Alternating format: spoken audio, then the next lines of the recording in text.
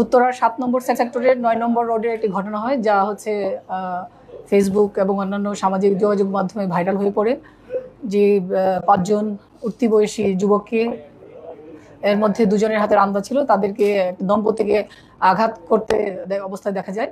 তো সেই ঘটনার সঙ্গে সঙ্গেই হচ্ছে আমাদের পুলিশের একটি টিম ঘটনাস্থলে উপস্থিত হয় এবং রেসপন্স করে। সেখানে অফিসার ইনচার্জ নিজেও কিছুক্ষণ পরে উপস্থিত হন।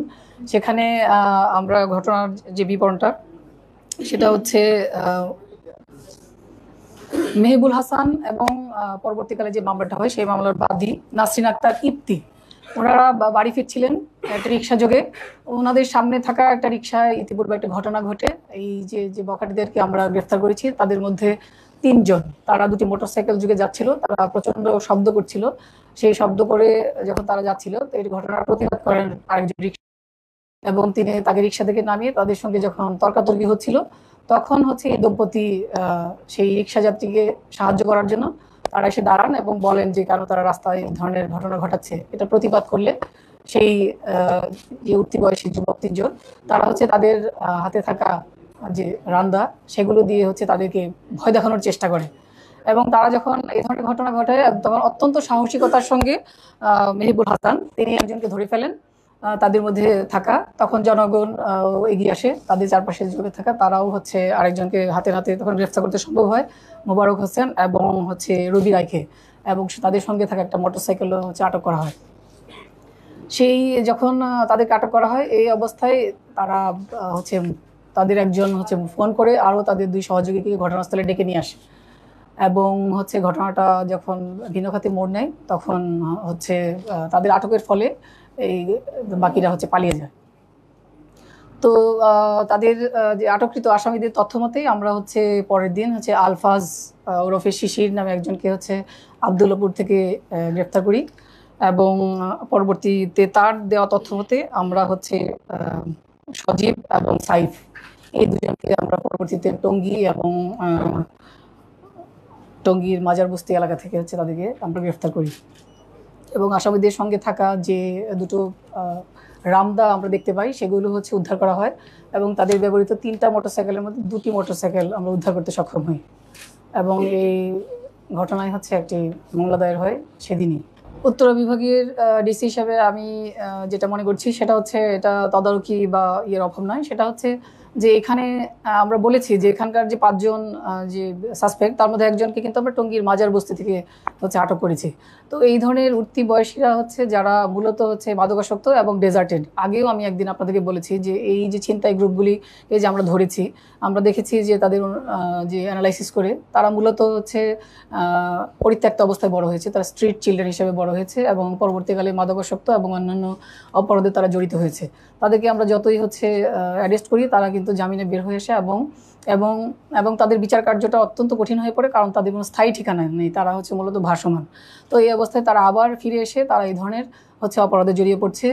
আর সেই অপরাধটা আমরা সবসময় মানে কমবেটে আছি। আমরা যখন অন্য একটা কাজে, আমরা জানেন যে এই মুহূর্তে আমরা আরও অন্যান্য যখন কাজে এনগেজ হয়ে পড়ি, তখন হয়তো তাদের দূরত্ব কিছুটা বেড়ে যায়, বা তারা যখন বের হয়ে আসে আদালত থেকে, তখনও হচ্ছে এটার প্রবণতা বেড়ে যায়। কিন্তু আমাদের প্রতিদিনই, আপনি মোটরসাইকেল পেট্রোলের কথা বলেছেন, আমাদের উত্তরা বিভাগের 6টি ডিউটি স্টেশনেই থানাতেই কিন্তু প্রচুর অন্যান্য পেট্রোলের সঙ্গে সঙ্গে মোটরসাইকেল পেট্রোল রয়েছে, ফুড পেট্রোলও রয়েছে। এবং আমরা রিসেন্টলি হচ্ছে আমরা দেখেছি আবদুল্লাপুর বা যে হটস্পটগুলি রয়েছে, সেখানে যে রাতের বেলায় যে বাস চলাচল করে, সেই কাউন্টারগুলির সঙ্গে আমরা কথা বলছি, তাদের সঙ্গে যোগাযোগ করছি যে তাদের দিক থেকেও যেন আমরা দ্রুততম সময়ে তথ্য পাই। কারণ এখানে যারা আসা যাওয়া করেন, ভিকটিম হন, তারা মূলত হচ্ছে চলাচলকারী হচ্ছে যাত্রী, তারা হচ্ছে ইন্টার ডিস্ট্রিক্ট যে তারা যাতায়াত করেন, তারা হচ্ছে মামলা দিতে হচ্ছে তারা হচ্ছে রাজি হন না। বুঝতেই পারছেন যে কনটেক্সটে তারা আসে, সেই কনটেক্সটে তারা এটাতে রাজি হয় না। সেক্ষেত্রে আমাদের একটা বড় বাধা হয়ে দাঁড়ায় হচ্ছে মামলা।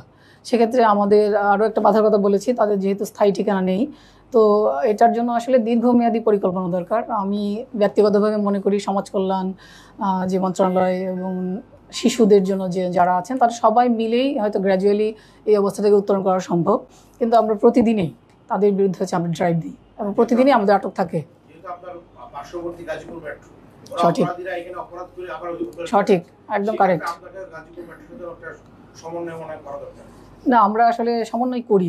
আমাদের সমন্বয় থাকে এবং আপনারা জানেন যে বেশ কিছুদিন আগে আমরা হচ্ছে একটা বড় ধরনের অভিযানও চালানো হয়েছিল একটা বস্তিতে। সেখান থেকে আমরা অনেক অনেক অপরাধীকে ধরতে সক্ষম হই। তো এগুলো চলমান আছে। আসলে কম্বাইন্ড একটা ইফোর্ট দেওয়ার জন্য সবারই একটা সময় দিতে হয়। তো আমরা আবারও ভাবছি যে আমরা সবাই মিলে একটা ড্রাইভ দিব।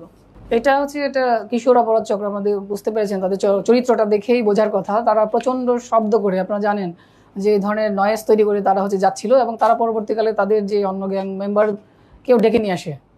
তো সেক্ষেত্রেই আমরা তাদেরকে গ্যাং বলছি এবং তাদের যেসব এলাকা থেকে তারা বসবাস করে সেখান থেকে বোঝা যাচ্ছে যে তারা কীভাবে গ্যাং মেনটেন করে।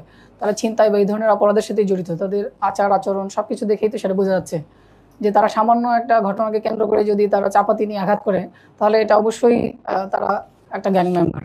তারা এই এলাকার সদস্য নয়, তারা এলাকায় একটা অনুষ্ঠানে আসছিল। তারা কোনো একটা উদ্দেশ্যে এই এলাকায় প্রবেশ করেছিল। তারা কেউই উত্তরাবাসী নয়। চাপাতি পরে তারা দুজন ফোন করে, হ্যাঁ তাদের কাছে এই ধরনের অস্ত্রশস্ত্র আশেপাশেই হয়তো থাকে। জি, আমরা এই ধরনের ঘটনাগুলি যখনই জানতে পারছি আমরা ব্যবস্থা নিচ্ছি। আর আমরা বিআরটি প্রজেক্ট, আপনারা জানেন এটা অত্যন্ত ত্রুটিপূর্ণ একটা অবস্থায় বর্তমানে রয়েছে। আপনারা দেখেছেন আমরা যখন এখানে আমি আসার পরপরই একটা ছিনতাই হয় এবং ছিনতাইকালে তাকে স্ট্যাপ করে মেরে ফেলা হয়। সেটা আমার বা উত্তরা বিভাগের কোনো এলাকায় হয়েছে কিনা আমরা জানি না, কিন্তু আমরা সেটার দায়িত্ব আমরা নিয়েছি। সেটা আমরা জানেন যে বিআরটি প্রজেক্টটা দীর্ঘ, সেটা একেবারে টঙ্গী পর্যন্ত বিস্তৃত এবং এখানে হচ্ছে বিভিন্ন সিঁড়ি তৈরি করা আছে, যে সিঁড়িগুলি দিয়ে হচ্ছে যাত্রীরা ওঠানামা করে, যেটা করার কথা না। এই সিঁড়িগুলি দিয়ে হচ্ছে গভীর রাতে যখন যাত্রীর বাস থেকে নামায় সেখানেও তাকে নামানোর কথা না, তখন সেই মাদকাসক্ত বা ছিনতাইকারীরা এখানে ওত পেতে থাকে এবং তাকে আঘাত করে তার জিনিসপত্র নিয়ে তার লাফ দিয়ে চলে যায়। তো এটা একেবারে পুলিশ, এখানে আমার 5টা পেট্রোল একযোগে কাজ করে রাতের বেলা, তারপরেও আমরা সেটাকে বন্ধ করতে পারছি না। আমি আগেই বলেছি এটার জন্য আসলে একটা সমন্বিত ইফোর্ট দরকার। যাদের বিআরটি প্রজেক্ট তাদেরকেও আমরা বারবার অনুরোধ করেছি তারা যেন এগুলি বন্ধ করেন, কারণ এখানে সাধারণ মানুষকে আমরা যতক্ষণ পর্যন্ত এখানে ওঠানামা বন্ধ করতে না পারবো, এখানে ফ্রিকোয়েন্ট যে একটা চিন্তাই আছে সেটা শুধুমাত্র আমাদের পেট্রোল বা হচ্ছে আমাদের উপস্থিতি দিয়ে সেটা বন্ধ করা আপাতত সম্ভব হচ্ছে না।